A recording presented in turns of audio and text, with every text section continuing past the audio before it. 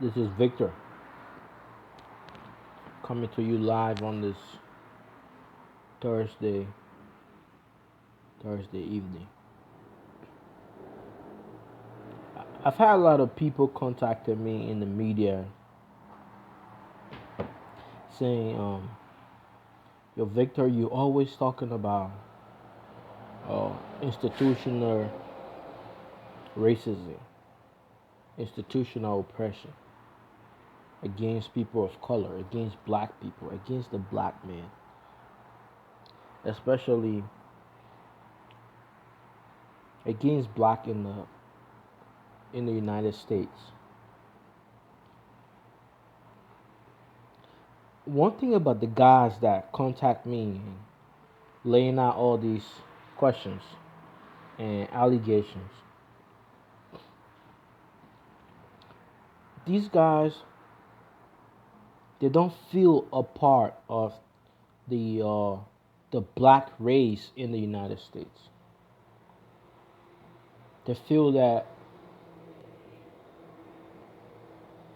quote unquote continental Africans, they are removed from the black race from the black race in the United States.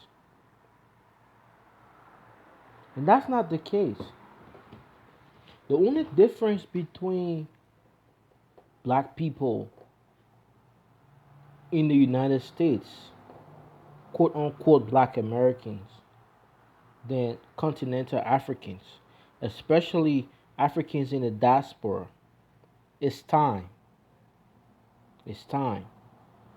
Time in the sense that, you see, the Africans Americans, they are Africans.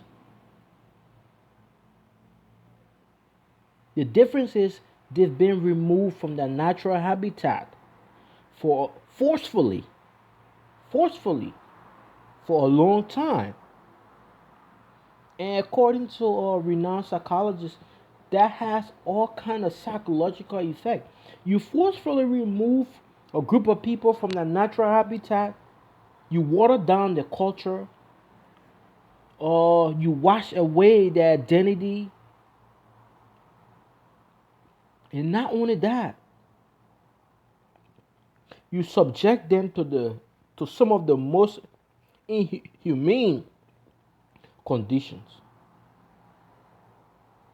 And then you turn around and say, well, you guys are free. But behind closed doors, they are not free.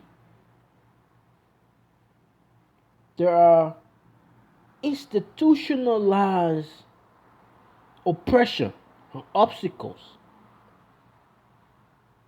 crafted for the masses to feel.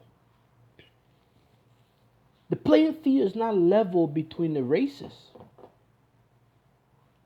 You know, people still see people of color as properties. Now I lay out these things.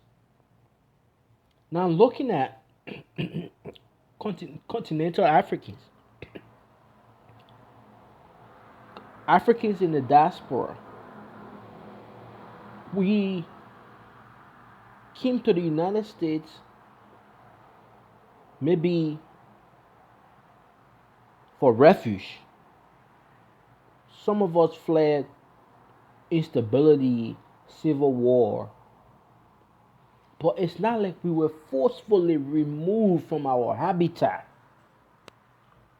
from our home, from our cultures. So we are more connected to our cultures, our moral codes, than our siblings that were brought over here forcefully.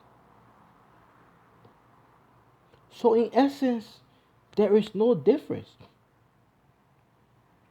It's only time that separates us,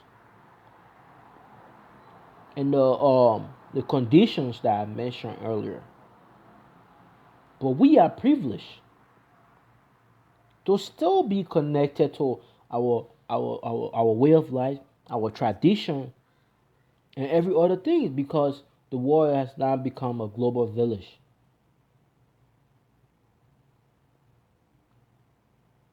But it saddens me that continental Africans will remove themselves from the struggle. One thing you have to understand, some of the opportunities that we enjoy over here in the United States, they are not automatic.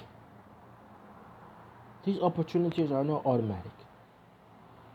Most of the opportunities we enjoy over here were because of the labor, the suffering, the life, the blood, sweat, and tears of of our siblings that were forcefully brought here before us. They have forced the system to modify their behavior. And we come and we enjoy it. And though we enjoy it, but we also have our moral codes intact. We are also connected to our traditions and everything. So we are hybrids. We are hybrid of our tradition and the Western way of life.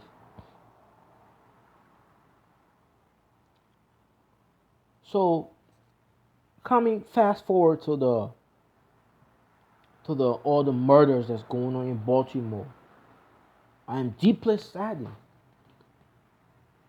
It's very disheartening, frustrating. But what you must understand, there's a whole generation of Africans, there's a whole generation of people of color that have been raised by themselves. There are kids with no parents in the homes. And most of this can be attributed to the condition that were created by the oppression of the system. I'm not saying this to make an excuse.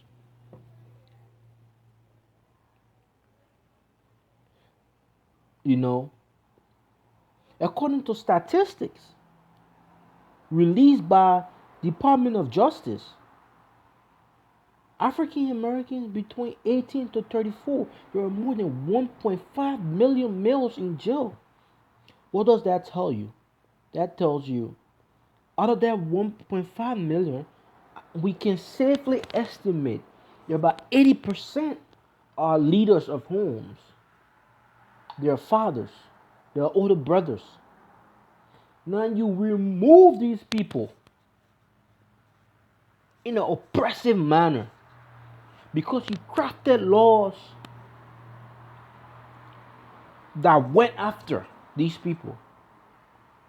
What do you have? You have a broken home because you remove the head of the household. You leave a mother to raise 2, 3 kids by herself. I know you're saying, but then why did they do the crime? Why did they do the crime? Let's take into consideration the law on drugs. Drugs were infested in the black community. But the kind of drugs infested in the black community got harsher punishment than the drugs that were prevalent in the white community. Now these are oppressive tactics. So that created a situation where a lot of kids have been raised by themselves.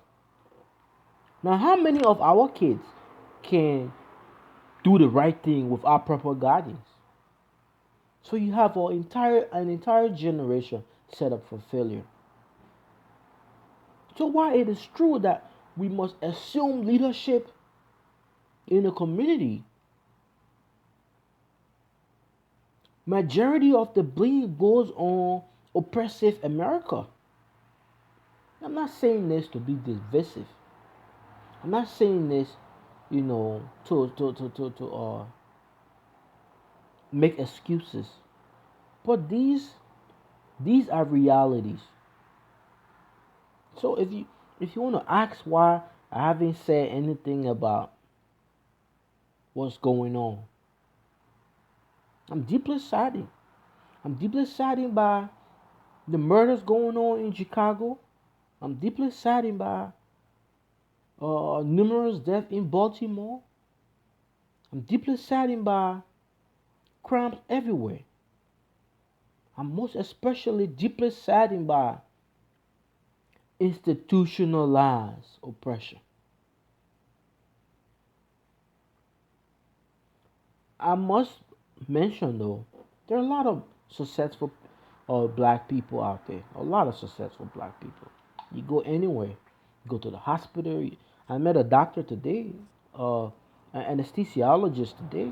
He's a black guy.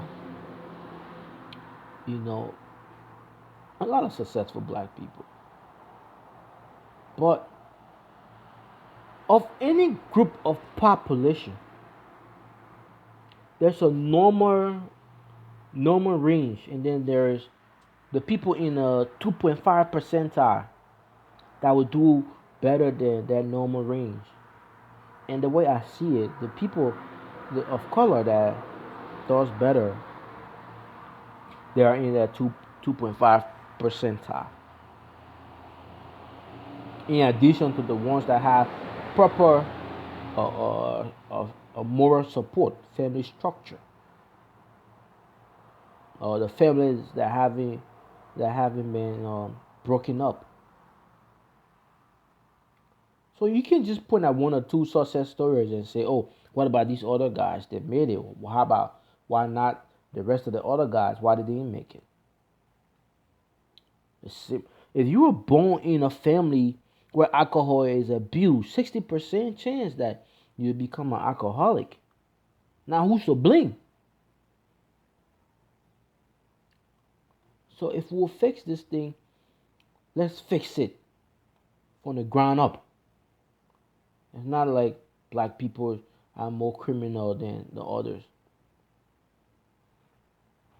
Um, that's my message. Peace out.